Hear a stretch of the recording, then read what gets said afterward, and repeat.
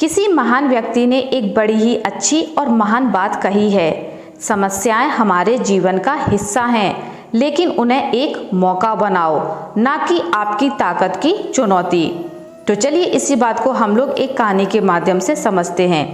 एक राजा ने बहुत सुंदर महल बनवाया और महल के मुख्य द्वार पर एक गणित का सूत्र लिखवाया और घोषणा की कि इस सूत्र से यह द्वार खुल जाएगा। साथ ही यह भी घोषणा करवाई कि जो भी इस सूत्र को हल करके द्वार खोलेगा, मैं उसे अपना उत्तराधिकारी घोषित कर दूंगा।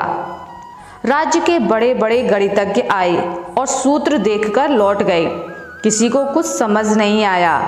आखिरी दिन आ चुका था। उस दिन 3 लोग आए और कहने लगे, हम लोग इस सूत्र को हल कर देंगे।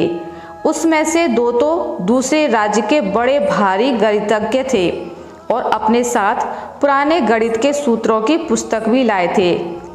लेकिन एक व्यक्ति जो साधक की तरह नजर आ रहा था, सीधा साधा, कुछ भी अपने साथ नहीं लाया था। उसने कहा, मैं यहाँ बैठा हूँ, पहले इन्हें मौका दीजिए। दोनों गहराई से सूत्र हल करने लग गए, लेकिन द्वार नहीं खोल पाए और अपनी हार मान बैठ गए। अंत में उस साधक को बुलाया और कहा कि आप सूत्र हल करिए। साधक ने आंखें खोली और सहज मुस्कान से द्वार की ओर गया। साधक ने धीरे से द्वार को धकेला और यह क्या, द्वार खुल गया। राजा ने साधक से पूछा, आपने ऐसा क्या किया?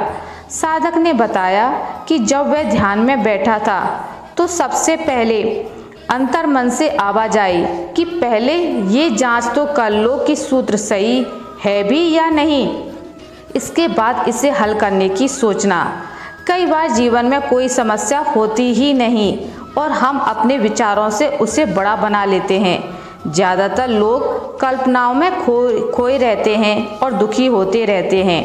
मेरी ये आज की कहानी आपको कैसी लगी, मुझे कमेंट करके ज़रूर बताना। अगर आपको मेरी ये आज की कहानी अच्छी लगी है तो इसे लाइक करें और ज़्यादा से ज़्यादा शेयर करें। और हाँ, अगर आप ऐसी ही मोटिवेशनल स्टोरीज सुनना चाहते हैं तो प्लीज़ मेरे चैनल को सब्सक्राइब करना ना भूलें। ध्यान रखें, हर सोमवार और शुक्रवार सुबह ठीक 9:30 बजे एक और नई कहानी के साथ आपसे मिलती हूँ। तब तक के लिए जय श्री कृष्णा।